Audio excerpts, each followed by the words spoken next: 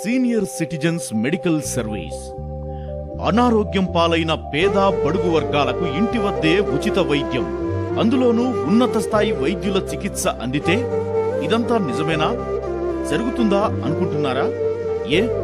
ఎందుకు జరగకూడదు? ఇది నిజంగా జరిగేదే అని నిరూపిస్తున్నారు పశ్చిమ గోదావరి జిల్లా తణుకు పట్టణానికి చెందిన వృద్ధుల సంక్షేమ సంఘం నిర్వాహకులు. తమ సంఘం ద్వారా పేద బడుగు వర్గాలకు ఉచిత వైద్య శిబిరాలు నిర్వహించడం ద్వారా సేవలందిస్తూనే శిబిరాలకు రాలేని పేద బడుగు వర్గాలకు చెందిన వృద్ధులకు నిపుణులైన వైద్యుల ద్వారా బాధితుల ఇళ్ల వద్దే వైద్య సేవలతో పాటు ఉచితంగా మందులు సరఫరా చేస్తూ అందరి మన్ననలు అందుకుంటున్నారు.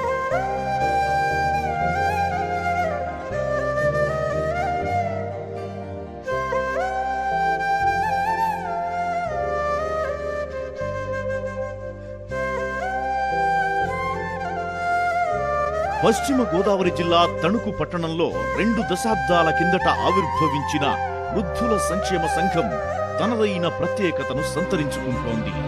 పేద బడుగు వర్గాలకు అందని ద్రాక్షలా మారిన వైద్య సదుపాయాలను అందించటానికి నిర్విరామ కృషి చేస్తోంది. నిపుణులైన వైద్యుల వైద్య సహకారంతో, దాతల ఆర్థిక సహకారంతో ఉచిత వైద్య శిబిరాలు నిర్వహిస్తూ అవసరమైన వారికి ఉచితంగా మందులు అందజేస్తోంది.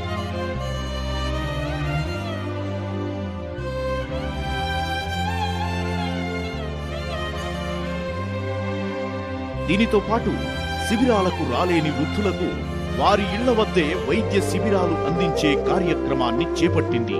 ఇందుకు పట్టణంలో ఇండియన్ పబ్లిక్ స్కూల్ యాజమాన్యం సమకూర్చిన వాహనంలో బాధితుల ఇళ్లకు వెళ్లి నిపుణులైన వైద్యులతో వైద్య సేవలందించడంతో పాటు ఉచితంగా మందులు అందజేస్తోంది.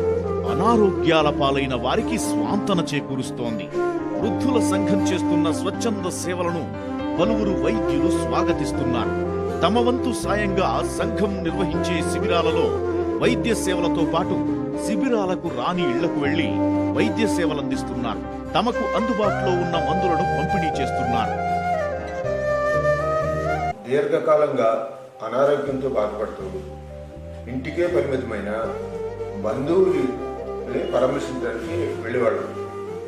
వాళ్ళ ఇంటికి పరామర్శిస్తూ మాకు తోచిన వైద్యం కూడా వాళ్ళకి ఇవ్వాల్సి వచ్చేది, ఎందుకంటే వైద్యులం కాబట్టి. అందులో భాగంగానే వారికి కంటిన్యూగా వైద్యం అయితే నేను సహాయం ఇవ్వగలను. ఇంకా మిగతా వాటికి నా మిత్రుడు డాక్టర్ సత్యనారాయణ గారిని పిలుచుకెళ్ళడం జరిగింది.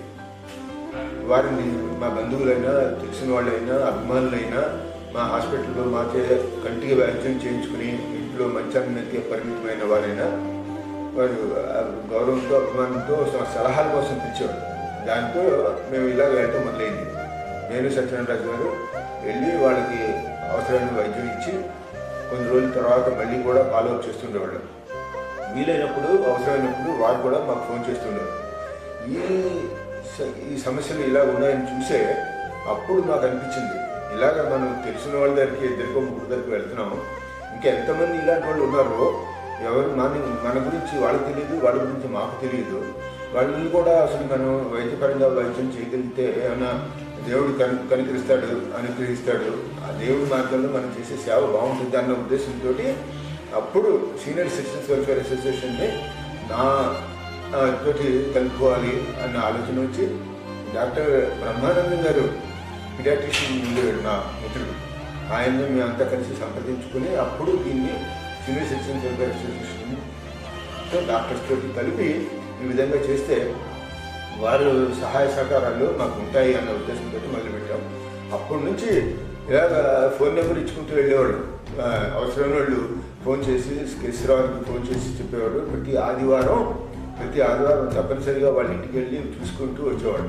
ఆ విధంగా చేయడంలో వాళ్ళ యొక్క ఒకటేమో మోరల్గా వాళ్ళు చాలా హ్యాపీగా ఫీల్ అయ్యారు. మా ఇంటికి వైద్యులు వచ్చి మమ్మల్ని పలకరిస్తున్నారు వారానికి ఒకసారి. రెండోది వాళ్ళకి వచ్చే వైద్యం, వాళ్ళు చేసుకునే వైద్యం, వాళ్ళ దగ్గర ఉన్న వైద్యాన్ని మేము పరీక్షించి అటు ఇటు అవసరమైతే మార్పులు చేర్పులు చేసి వాళ్ళకి ఇచ్చే సలహాలు చూసి చాలామంది రికవర్ అవ్వడం మొదలెట్టారు. దాంతో ఇంకా మాకు కూడా దీంట్లో మాకు కూడా ఇంకా ఎంకరేజ్ అయింది, మేము ఇలా చేస్తే బాగుంటుందనే ఉద్దేశంతో అది ఆ విధంగా చేసి మొదలెడుతూ 3 సంవత్సరాలు కంప్లీట్ అయింది. ప్రతి ఆదివారం, ఏ ఆదివారం వర్షాకాలం ఎండాకాలం ఉన్నా కూడా అది మేము దీన్ని బ్రేక్ చేయకుండా కంటిన్యూగా చేసుకుంటూ వస్తున్నాం. దాంతో చాలా మందికి ఉపయోగపడుతుంది.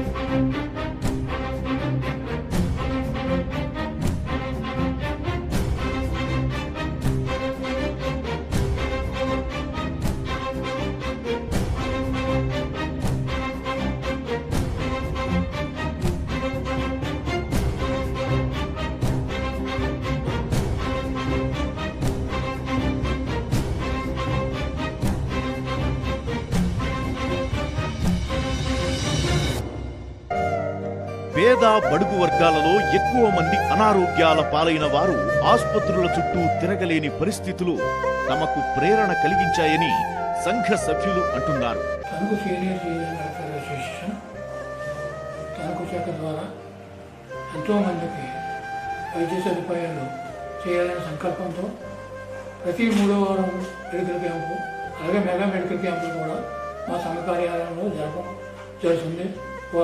5 years నుంచి. ప్రస్తుతం 3 years బ్యాక్ ఈ సంఘానికి ఎంతోమంది వృద్ధులు ఉన్నారు. అందరూ కూడా మంచాన పడి కదలేని పరిస్థితులు ఉన్నారు.